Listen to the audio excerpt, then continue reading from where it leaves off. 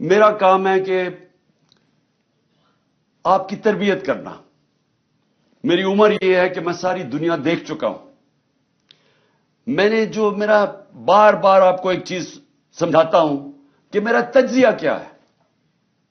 میری ساری زندگی کا جو تجربہ ہے اس سے میں نے کیا سیکھا ہے کہ میرے پاکستانیوں، امیر اور غریب ملکوں کے اندر فرق ہی ایک ہے. امیر ملکوں میں انصاف ہے اور جتنے غریب ملک ہیں ادھر جنگل کا قانون ہے. جو طاقتور ہے وہ فیصلہ کرتا ہے.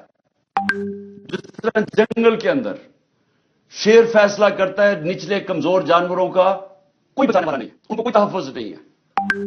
انسانی معاشرہ ہوتا ہی انسانی معاشرہ یہ ہے جدھر انصاف ہو.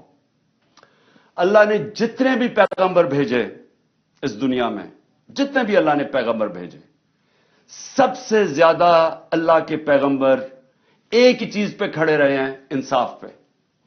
سارے اللہ کے پیغمبر کمزوروں کے ساتھ کھڑے تھے، سب ظلم کے خلاف کھڑے ہوئے تھے. سب کی کوشش یہ تھی کہ انسانی معاشرے میں انصاف ہو. جو بہت بڑا ایک مسلمان اسکالر تھا ابن خلدون، جو بہت دنیا مانتی ہے ابن خلدون کو کہ ایک ایسا ذہن تھا جس کو کہتے ہیں ماڈرن ہسٹری کا باپ کہتے ہیں، تاریخ کا باپ سمجھا جاتا ہے. وہ کہتا ہے میری جتنا بھی میرا تجزیہ ہے، قرآن پڑھ کے میرا جتنا بھی تجزیہ یہ ہے کہ اللہ کا حکم ہے کہ میری زمین پہ انصاف قائم کرو. اور اسی لیے میرے نبی صلی اللہ علیہ وسلم نے مدینہ کی ریاست میں سب سے پہلی چیز عدل اور انصاف قائم کیا. تو میں آج اس لیے آپ سب کو مبارک دے رہا ہوں کہ پاکستان میں ہمارا سپریم کورٹ، جس طرح کا پریشر پڑا ہے سپریم کورٹ پہ، جس طرح کے ہمارے ججز صاحبان کے اوپر انہوں نے ہر قسم کا حربہ استعمال کیا، ان کو ڈرایا، دھمکایا، بلیک میل کرنے کی کوشش کی، فیملیز کو برا بھلا کہا، صرف ایک مقصد سے کہ کسی طرح وہ بھی طاقتور کا ساتھ دے دیں، کہ کسی طرح وہ خوف زدہ ہو جائیں اور وہ جو پاکستان کا آئین ہے اس کے ساتھ نہ کھڑے ہوں. تو پاکستان کا آئین کیا ہے؟ پاکستان کا آئین کہتا ہے کہ جب بھی اسمبلیز ڈیزالو ہوں گی 90 دن کے بیچ میں الیکشنز ہونے ہیں. اس پہ کوئی شک نہیں ہے. آپ کو کوئی بڑا لا پروفیسر نہیں ہونا چاہیے، کوئی آپ کو جج نہیں ہونا چاہیے، وکیل نہیں. کوئی بھی جب سرسری طور پہ بھی پاکستان کا 1973 کا آئین پڑھے گا تو اس میں واضح لکھا ہوا ہے کہ جیسے ہی اسمبلیز ڈیزالو ہوں گی 90 دن میں الیکشنز ہونے. جب ہم نے شروع میں جب ہماری گورنمنٹ گرائی گئی تو ہم نے کہا کہ الیکشنز کرواؤ، کیونکہ پاکستان جب تک سیاسی طور پہ استحکام نہیں آئے گا پاکستان معاشی طور پہ ڈوبتا جائے گا. تو ہمیں ان کے نون لیگ کے بڑے بڑے سربراہوں نے، لیڈرز نے کیا کہا؟ ان کی سوشل میڈیا پہ چلے جائیں، ان کی سٹیٹمنٹس پڑھ لیں. انہوں نے کہا جی اپنی گورنمنٹس ڈیزالو کرو، اپنی گورنمنٹس ڈیزالو کرو اگر آپ الیکشن چاہتے ہیں. ہم نے اپنی گورنمنٹس ڈیزالو کر دی. قانون کے ماہرین سے ہم نے پوچھا کہ کیا کوئی گنجائش تو نہیں قانون میں کہ ایک دفعہ گورنمنٹ ہم ڈیزالو کریں گے تو 90 دن کے اندر الیکشنز ہوں گے، کوئی گنجائش تو نہیں اس میں؟ سارے ماہرین نے کہا کہ کوئی گنجائش نہیں. ہم نے اپنی گورنمنٹ ڈیزالو کر دی. اور اب جیسی گورنمنٹ ڈیزالو کی تو وہی نون لیگ کے سربراہ شروع ہو گئے کہ نہیں جی الیکشن ہونے نہیں ہیں. اور الیکشنز کیوں نہیں ہونے؟ کیوں نہیں ہونے الیکشنز؟ خوف زدہ ہیں، ڈرے ہوئے ہیں، سب کو خوف ہے، کام پہ ٹانگ رہی ہیں کہ اگر 37 بائی الیکشن میں سے 30 ہار گئے ہیں، اسٹیبلشمنٹ ان کے ساتھ، الیکشن کمیشن ان کے ساتھ، حکومتیں ان کے ساتھ 37 میں سے 30 بائی الیکشن ہار چکے ہیں، تو ڈرے ہوئے ہیں. جو بھی سروے آتی ہے اس میں اتنا پیچھے رہ گئے ہیں کہ ان کو پتا کہ الیکشن میں ان کی تباہی ہے. تو اپنے آپ کو بچانے کے لیے یہ پاکستان کے آئین کے خلاف جا رہے ہیں کہ کسی طرح یہ بچ جائے. یہی گورنمنٹ تھی. ہمارے خلاف سپریم کورٹ کا فیصلہ آتا ہے آج سے 1 سال پہلے. میں الیکشن اناؤنس کر دیتا ہوں, یہ سپریم کورٹ میں چلے جاتے ہیں. اس سے زیادہ چیز, جمہوری چیز کیا کہ اب عوام کو فیصلہ کرنے دو. جب انہوں نے ہماری گورنمنٹ گرائی, عوام کو فیصلہ کرنے دو. آکشن سے گورنمنٹ نہ بنے کہ آپ ضمیر خریدیں پالیٹیشنز کے, ان کو 20-20 کروڑ روپے دے کے ان کے ضمیر خرید کے گورنمنٹ گرائیں. ہم نے کہا الیکشن کرواؤ, عوام کو سلیکٹ کرنے دو. لیکن یہی جج بیٹھے ہوئے تھے تب, اور انہوں نے فیصلہ کیا کہ نہیں, ہم نے غلط گورنمنٹ گرائی ہے. انہوں نے شہباز شریف کو بحال کروا دیا. اور آج گورنمنٹ اس سپریم کورٹ کے سو موٹو فیصلے کی وجہ سے آج بنی ہوئی ہے. اب آج وہی سپریم کورٹ سو موٹو لیتا ہے اور وہ فیصلہ کرتا ہے 90 دن کا الیکشن. اور اب یہ سارے کھڑے ہو گئے, اور اب پارلیمنٹ میں ریزولوشن, کیبنٹ فیصلے کر رہی ہے کہ ہم مانتے نہیں ہیں سپریم کورٹ کا فیصلہ. جب فیصلہ ہمارے ساتھ ہے تو ٹھیک ہے, جب سپریم کورٹ ہمارے خلاف فیصلہ کرے تو ان کے بچوں کو, ان کو, فیملیز کو برا بھلا کہو, بلیک میل کرو. یہ مافیاز ہیں. ان کو ایک سپریم کورٹ کے جج نے بالکل ٹھیک کہا تھا, سسلین مافیا ہے. جو آپ بیٹھے ہوئے ہیں, مافیا کی اگر آپ کو مطلب نہیں سمجھ, وہ کیا ہے مافیا؟ مافیا وہ ہوتا ہے, وہ جب اپنے کام کروانے کے لیے یا تو لوگوں کی قیمت لگاتا ہے, ضمیر کی, ان کو خریدتا ہے, رشوت دیتا ہے, جو یہ شریف اور زرداری 30 سال سے کر رہے ہیں, یا یہ رشوت دیتے ہیں, اور یا پھر ان کو بلیک میل کرتے ہیں, دھمکیاں دیتے ہیں, ان کو خوف زدہ کر کے ان کو راستے سے ہٹاتے ہیں. مافیا اس طرح آپریٹ کرتا ہے. اور یہ بھی وہی کر رہے ہیں کہ جب انہوں نے دیکھا کہ سپریم کورٹ کا جج اور ججز ان کی بلیک میل میں نہیں آئے, تو ہر قسم کی ان کے اوپر اٹیک کیا. 1 سال پہلے ہم خوش نہیں تھے جب سپریم کورٹ کا فیصلہ ہمارے خلاف آیا. آپ میری ساری سٹیٹمنٹس دیکھ لیں. تکلیف صرف مجھے تھی کہ رات کے 12 بجے عدالتیں کھلی, صرف اس کی تکلیف تھی. باقی ہم نے سپریم کورٹ کا فیصلہ تسلیم کیا, کسی جج کو برا بھلا نہیں کہا, بلکہ کوشش کی کہ ہماری عدلیہ کی رسپیکٹ ہو پاکستان میں. کیونکہ میں تو 27 سال پہلے جب اپنی جہاد شروع کی تھی, اس کا نام تھا انصاف کی تحریک. اس کا مطلب ہے رول آف لا, قانون کی حکمرانی. یہ 27 سال پہلے شروع کی تھی. جس طرح میں نے شروع میں کہا, میری زندگی کا تجربہ تھا کہ جب تک ہمارے ملک میں انصاف کا نظام, قانون کی حکمرانی نہیں آتی, ہم اسی طرح ہی ہاتھ پھیلائے ہوئے دنیا کے سامنے پھرتے رہیں گے. میں ایک بار بار مثال دیتا ہوں, میں پھر سے آپ کو دینا چاہتا ہوں کہ دیکھیں, انصاف پہلے, خوشحالی بعد میں. مدینہ کی ریاست میں نبی صلی اللہ علیہ وسلم نے پہلے انصاف قائم کیا, پھر خوشحالی آئی. آپ کے سامنے پاکستان کی میں صرف مثال اس لیے دیتا ہوں کہ انصاف کے انڈیکس کے اندر, یعنی جو دنیا میں کن ملکوں میں کتنا انصاف ہے, اس کا بنا ہوا ہے, ایک ٹیبل بنا ہوا ہے. دنیا میں سب سے زیادہ جس ملک میں انصاف ہے, رول آف لا ہے, وہ ہے ڈنمارک. ڈنمارک 140 ملکوں میں نمبر 1 ہے. پاکستان 140 ملکوں میں 129 نمبر پہ ہے. وہی ڈنمارک, اس ڈنمارک کے اندر اوسط آمدنی, یعنی ایک ایوریج آمدنی اس ملک میں وہ کتنی ہے؟ $66,600. پاکستان میں اوسط آمدنی $1,600 پہ ہے. ہمارے پاس وسائل مقابلہ ہی نہیں آپ کر سکتے ڈنمارک کے مقابلے میں جو ہمارے ملک میں وسائل ہیں.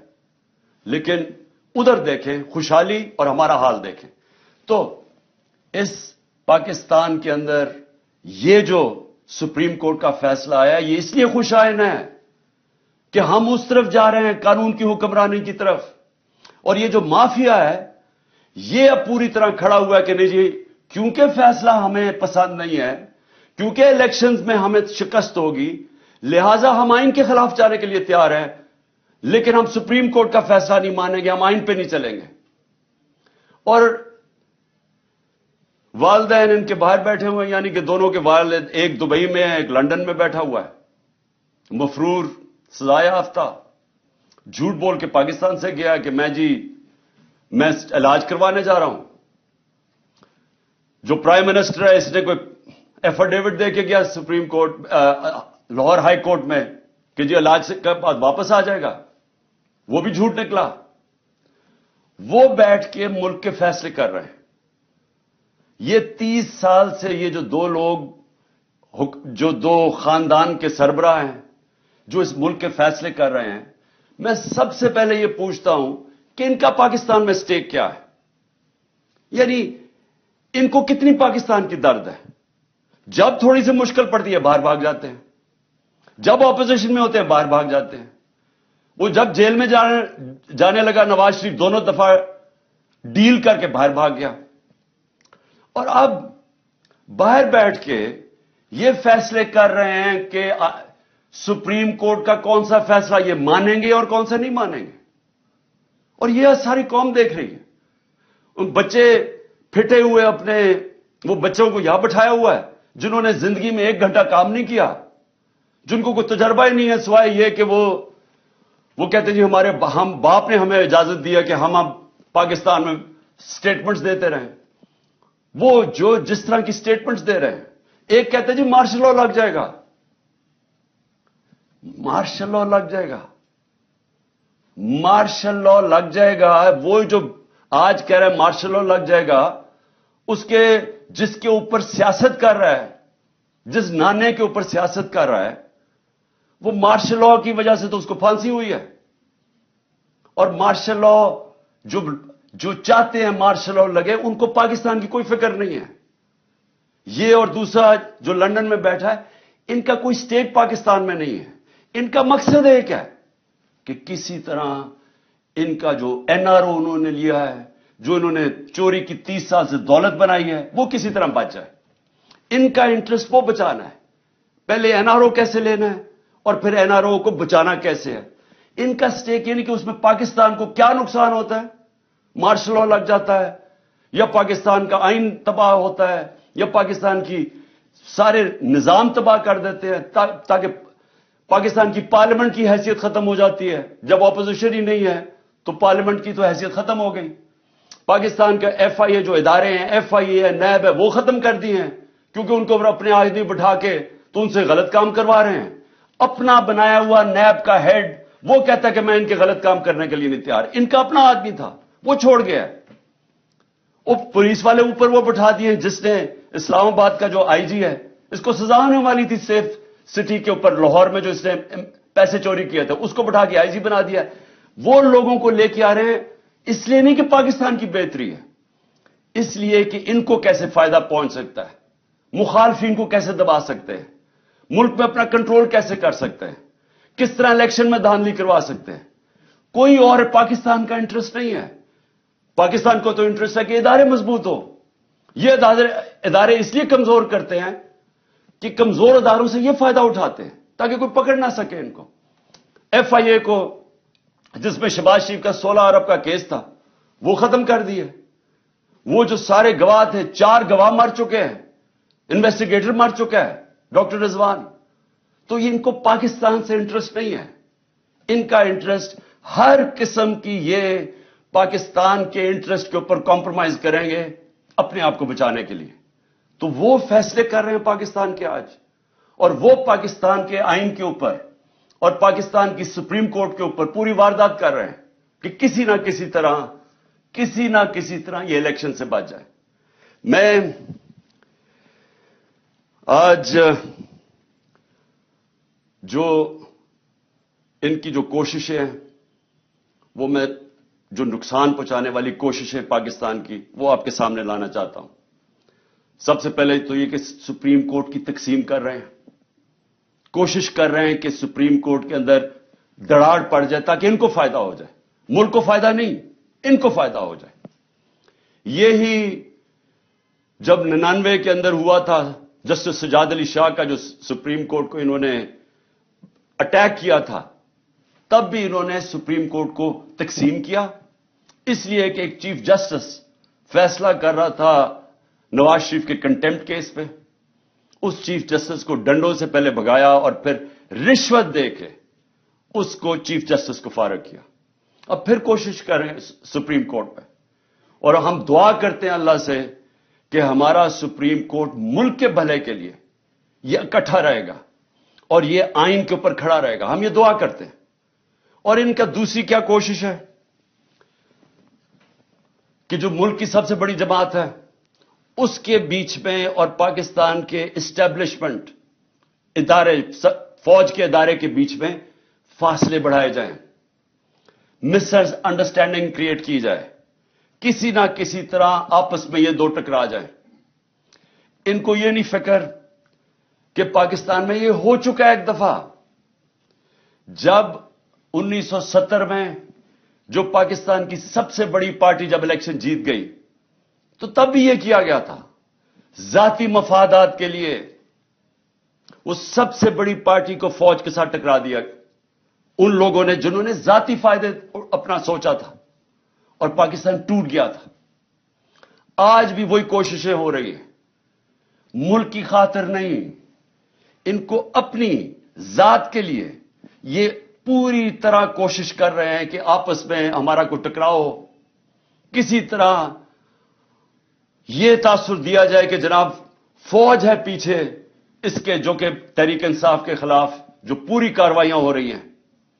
جو بھی ہمارے خلاف ہوتا ہے، پولیس جب ہمارے خلاف کارروائی کرتی ہے تو پولیس والوں سے پوچھتے ہیں، وہ کہتے ہیں جی ہمیں پیچھے سے حکم آیا.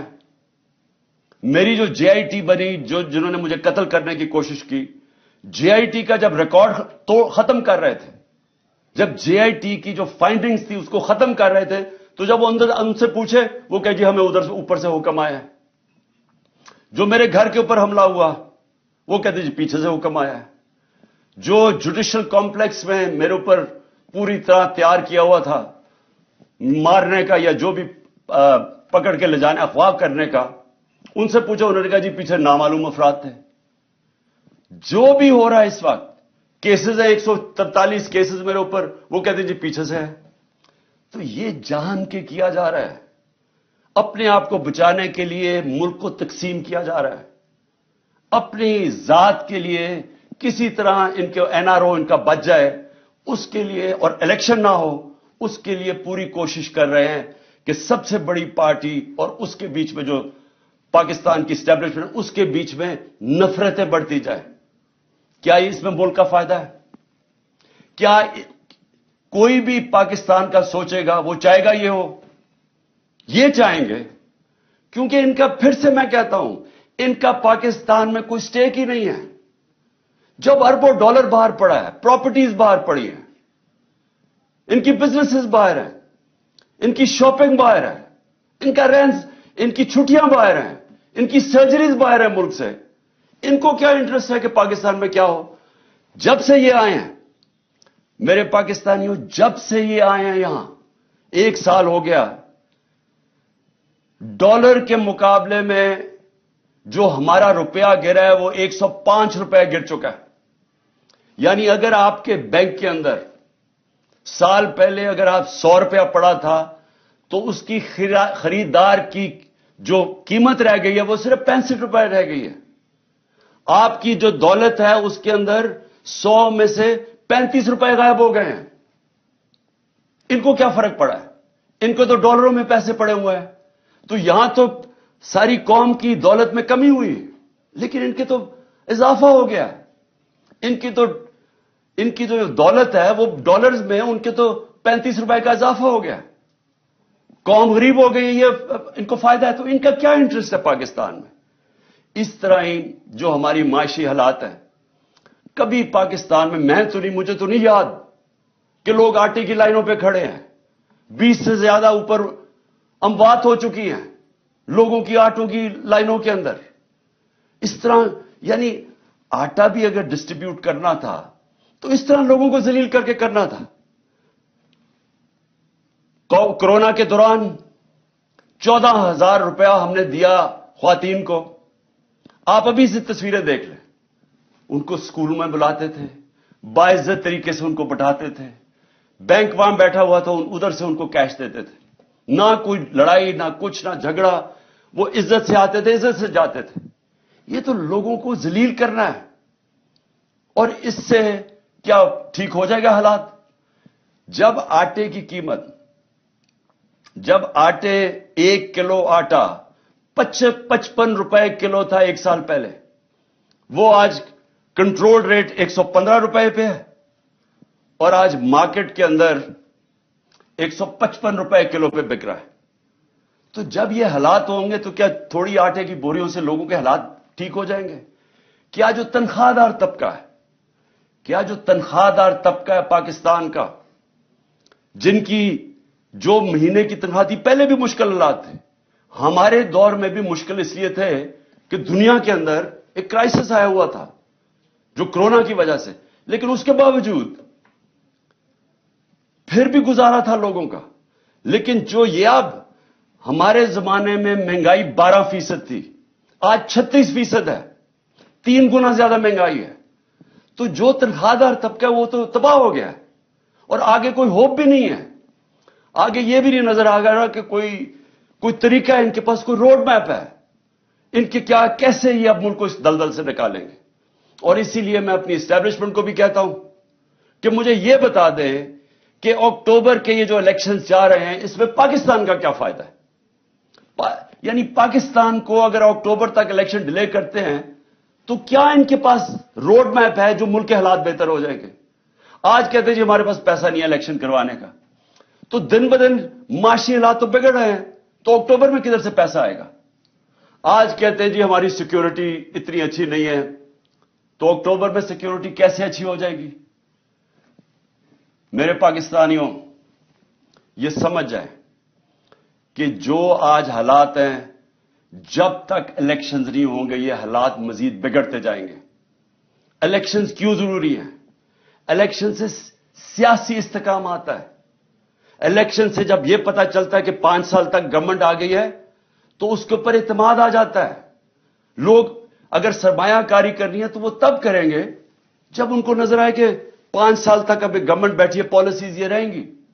لیکن اگر ان کو اعتماد ہی نہیں ہے, ان کو یہ نہیں پتا کہ اگلے مہینے کیا ہونا ہے, 3 مہینے کے بعد, 6 مہینے کے بعد کیا ہونا ہے, اکتوبر کے بعد کیا ہونا ہے, تو کون پیسہ, کیا سرمایہ کاری اندر پاکستان یا باہر سے کون کرے گا؟ تو یہ تو ایک بند گلی کے اندر پاکستان کو لے کے جا رہے ہیں, اور صرف اپنے مفادات کے لیے, الیکشن سے بھاگنے کے لیے. تو میں آخر میں اپنی ساری قوم کو آج یہ پیغام دینا چاہتا ہوں. دیکھیں, اگر یہ آئین سے پیچھے ہٹے, اور یہ جو ابھی ہمیں ان کے نظر آ رہی ہے ان کی نیت, الیکشنز نہ کروانے کے لیے انہوں نے کوئی بھی کوشش کی, سپریم کورٹ کے فیصلے کے خلاف گئے, آئین کے خلاف گئے.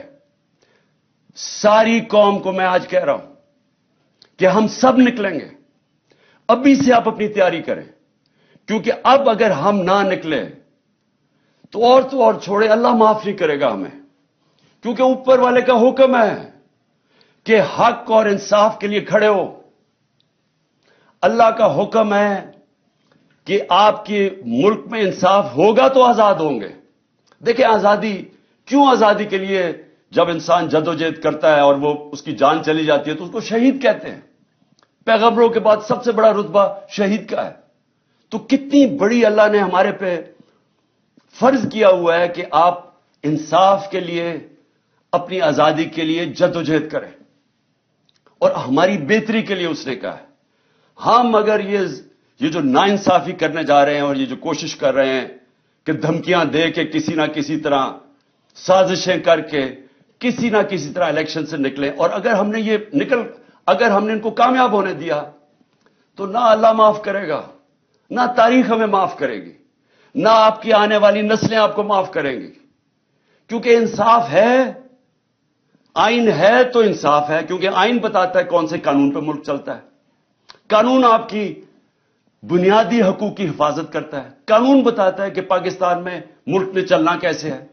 تو جب اگر آئین ہی نہیں ہے تو پھر تو جنگل کا قانون ہے. پھر تو طاقتور فیصلہ کرے گا کہ کون سی آئین کی شک اس نے ماننی ہے اور کون سی اس نے مسترد کرنی ہے. پھر تو طاقتور کا قانون ہو گیا جو کہ جنگل کا قانون ہے. اس لیے میرے پاکستانیوں، آپ نے میری کال کی انتظار کرنی ہے. انہوں نے اگر آئین کے اوپر نہ چلے، میں آج آپ کو سب کو کہہ رہا ہوں، یہ آپ سب پہ فرض ہے.